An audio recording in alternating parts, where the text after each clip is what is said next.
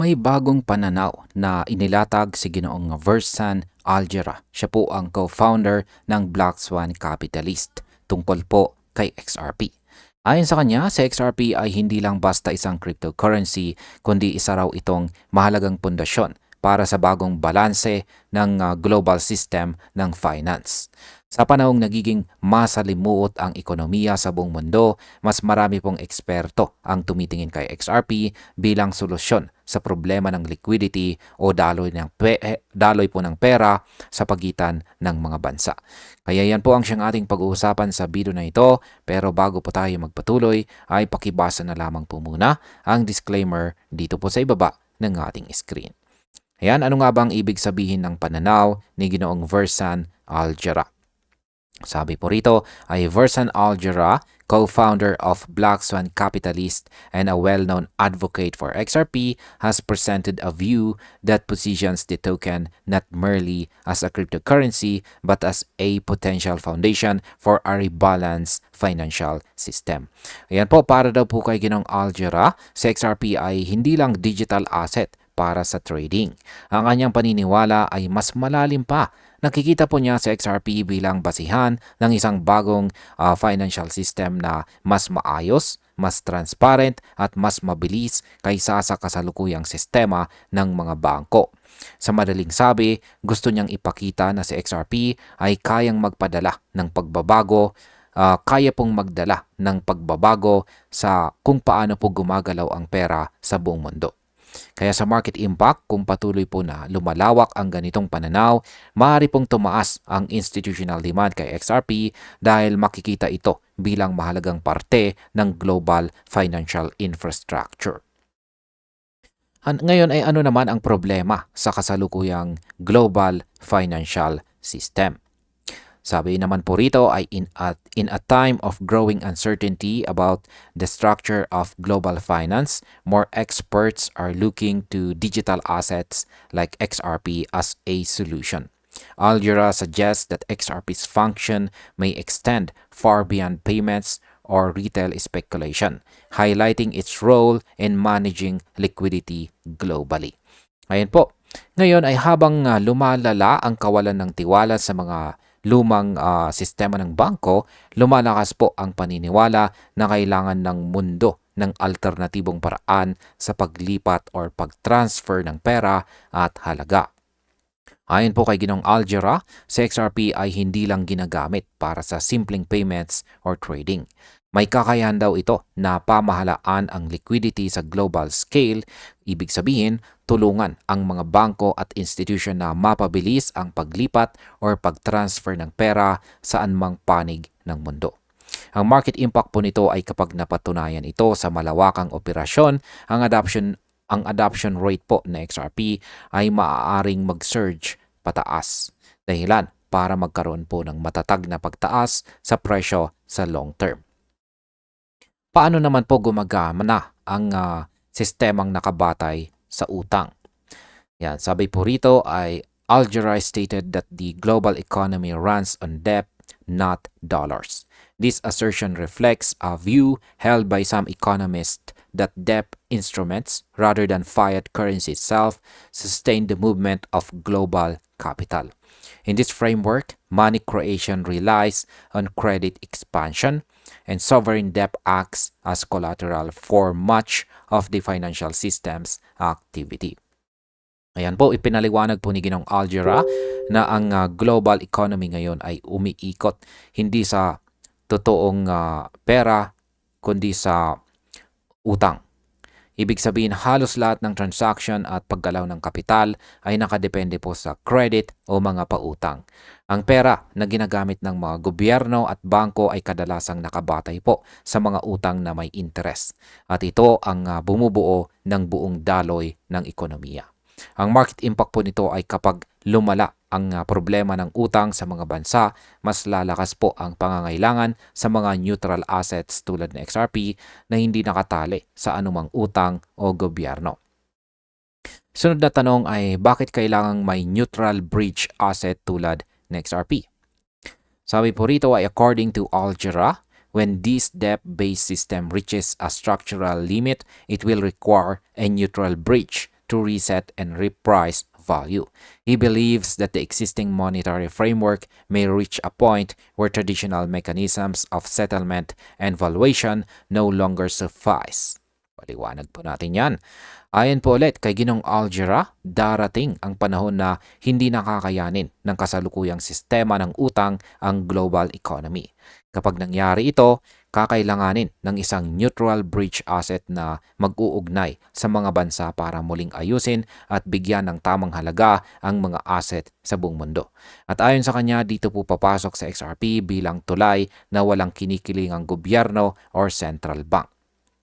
Kaya pagdating po sa market impact, ang ideyang ito ay maaring magbigay ng malaking boost sa reputasyon ng XRP bilang pangunahing digital asset na pwedeng gamitin ng mga central banks sa future settlements. Ngayon ay bakit po ba si XRP ang tinuturing na perpektong neutral asset? Sabi naman po tungkol dito ay the need for neutrality in this context refers to an asset or technology that is not directly tied to the liabilities of any single government or central bank. And XRP perfectly fits the role of a neutral bridge asset.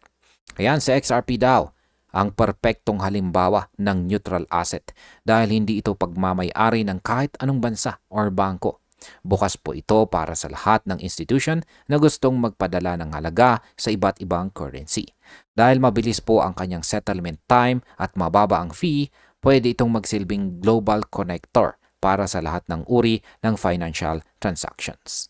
Kaya ang market impact po nito ay kung tatanggapin ng mga major financial institutions sa XRP bilang neutral bridge, posible itong magbago ng kabuuang dynamics ng global payment system. Ano naman po ang ibig sabihin ng XRP to absorb and settle world's liquidity? Ayan, sabi rito ay Algera stated, that's why XRP exists, to absorb and settle the world's liquidity, outlining his belief that the token could function as this neutral intermediary. The XRP ledger is designed to facilitate near-instant settlement and currency exchange between financial institutions. Ayon po kay Ginong Algera, ito raw mismo ang dahilan kung bakit ginawa sa XRP kung saan ay para saluhin at ayusin ang liquidity ng buong mundo. Sa tulong po ng XRP Ledger, nagiging possible ang instant settlement ng mga transaction sa pagitan ng mga bangko. Dahil po dito, hindi na kailangang maghintay ng ilang araw para mag-clear ang pondo. Sa XRP na mismo ang nagsisilbing tagapamagitan sa bawat currency exchange. Ang market impact po nito ay kapag mas maraming bangko ang gumamit ng XRP Ledger, tataas ang transactional demand nito at posible pong magdulot ng steady upward trend sa market value ng XRP. Ngayon ay paano naman po makakatulong sa XRP sa hinaharap ng global finance? Sabi rito ay supporters of the technology argue that such capabilities position it uniquely for use in a future environment where cross-border liquidity management becomes more critical than ever. In Algera's perspective, XRP's design enables it to handle the transition from debt-based instruments to a system that prioritizes efficient settlement and transparency. Ayan po, ayon daw po sa mga taga-suporta ng XRP, ito ang pinakamagandang opsyon para sa kinabukasan ng global finance. Dahil kayang pamahalaan ni XRP ang cross-border liquidity, magiging mahalaga po siya sa panahon na kailangang mabilis at transparent ang paglipat or pag-transfer ng pondo. Sa pananaw po ni Ginong Algera, sa XRP ay kayang dalhin ang mundo mula sa utang or debt-based system patungo sa bagong era ng digital settlement. Ang market impact po nito ay ang ganitong potensyal ay nagbibigay ng matatag na long-term bullish sentiment sa market dahil ipinapakita po nitong may tunay na gamit sa XRP sa global economy. Ano naman po ang magiging epekto nito sa market role ng XRP? Yan, sabi rito ay if such a transformation were to occur, XRP's valuation could become closely linked to its adoption within global payment networks. The token's utility in real-time gross settlement and foreign exchange operations would place demand on its liquidity pool. Ayan po, kung mangyari daw ang tinutukoy na pagbabagong ito, ang halaga ni XRP ay direktang magiging konektado sa kanyang paggamit sa mga global payment network. Kapag mas ginagamit po siya sa mga real-time settlement at saka foreign exchange, lalaki po ang demand sa kanyang liquidity pool.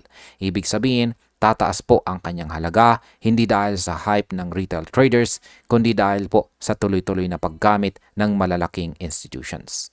Sa market impact, ang ganito pong klase ng institutional utility ay magpapatatag sa presyo ng XRP at pwede pong gawing less volatile ang kanyang galaw sa market. At bilang panghuli, ang aking opinion naman tungkol dito ay kung titingnan po natin ang kabuuang pananaw ni Ginoong Versan Algera dito, makikita natin na si XRP ay hindi lamang coin para sa speculation.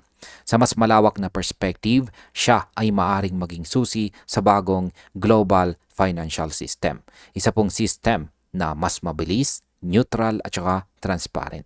Habang patuloy po ang paghina ng traditional na system na nakabatay po sa utang, mas lumalakas ang posibilidad na si XRP ang maging tulay para sa global liquidity.